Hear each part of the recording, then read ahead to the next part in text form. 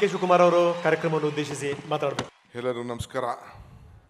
ವೇದಿಕೆ ಮೇಲೆ ನಮ್ಮ MD CEO ಇದ್ದಾರೆ, TV9 ಬರನದಾಸ್ ಅವರು, ವಿಕ್ರಮ್ ಇದ್ದಾರೆ, ರಾಹುಲ್ ಚೌಧರಿ ಇದ್ದಾರೆ, ಶ್ರೀಧರ್ ಇದ್ದಾರೆ, ಪುನೀತ್ ಧರ್ಮಪತ್ನಿ ಅಶ್ವಿನ್ ಇದ್ದಾರೆ, ನಮ್ಮ ಉಮಾಶ್ರೀ ಇದ್ದಾರೆ, ನಾನಾಯ್ಕಿ ಲೀಡರ್ ಅವರು, ಇನ್ನು ಭಾಳ ಜನ ಎಲ್ಲ ಕಲಾವಿದರೆಲ್ಲ ಕೂಡ ಎಲ್ಲ ಇದ್ದಾರೆ, ಕನ್ನಡ ಅಭಿಮಾನಿಗಳಿದ್ದಾರೆ, ಭಾಳ ಜನ ಎಲ್ಲ ಯುವಕರು ಯುವತಿಯರೆಲ್ಲ ಇದ್ದೀರಿ. ಎಲ್ಲರಿಗೂ ನಮಸ್ಕಾರ.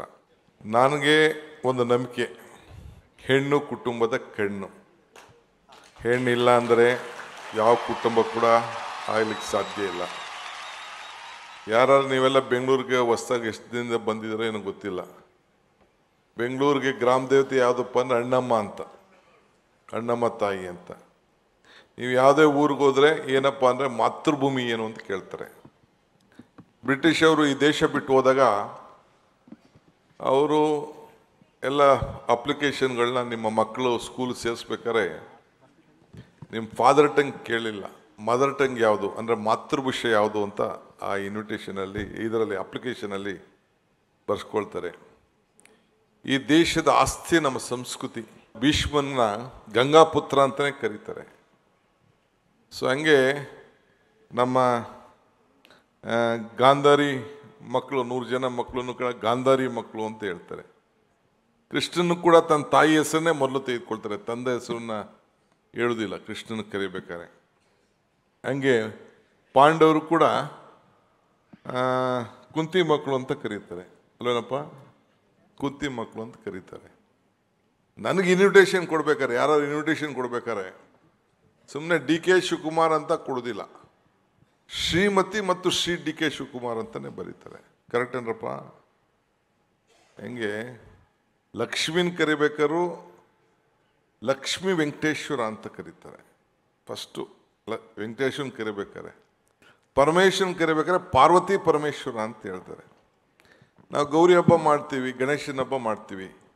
ಫಸ್ಟು ಮೊದಲು ಗೌರಿ ಹಬ್ಬನ ಮಾಡಿಬಿಟ್ಟು ಪಾಪ ಗಣೇಶನಿಗೆ ಮದುವೆ ಆಗಲಿಲ್ವಲ್ಲ, ಅದಕ್ಕೆ ತಾಯಿ ಗೌರಿ ಗಣೇಶ ಅಂತೀವಿ. ಗಣೇಶ ಗೌರಿ ಅನ್ನೋದಿಲ್ಲ, ಫಸ್ಟು ಗೌರಿ ಹಬ್ಬ ಮಾಡಿಬಿಟ್ಟು ಆಮೇಲೆ ಗಣೇಶನ ಹಬ್ಬ ಮಾಡ್ತೀವಿ.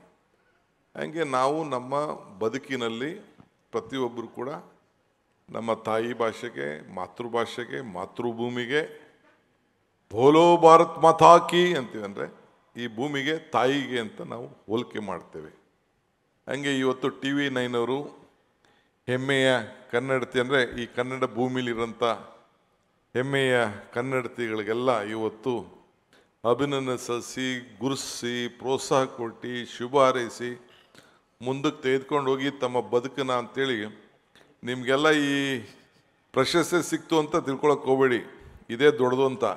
ಇದು ಭಾಳ ಡೇಂಜರ್. ಇದು ಈ ಹಾರ ಭಾಳ ಭಾರ. ಅದು ಅಂದರೆ ಈ ಸನ್ಮಾನ ಇದೆಯಲ್ಲ, ಇದು ಇಲ್ಲಿಗೆ ಮುಗಿಲಿ ಅಂತಲ್ಲ, ಇನ್ನು ಇದೊಂದು ಚಾಲೆಂಜಿಂಗ್ ಸ್ಟೆಪ್ಪು, ಇನ್ನು ಮುಂದಕ್ಕೆ ತೆಗೆದುಕೊಂಡು ಹೋಗಿ ಅಂತ ಈ ಸನ್ಮಾನ ಮಾಡ್ತಾ ಇದ್ದಾರೆ.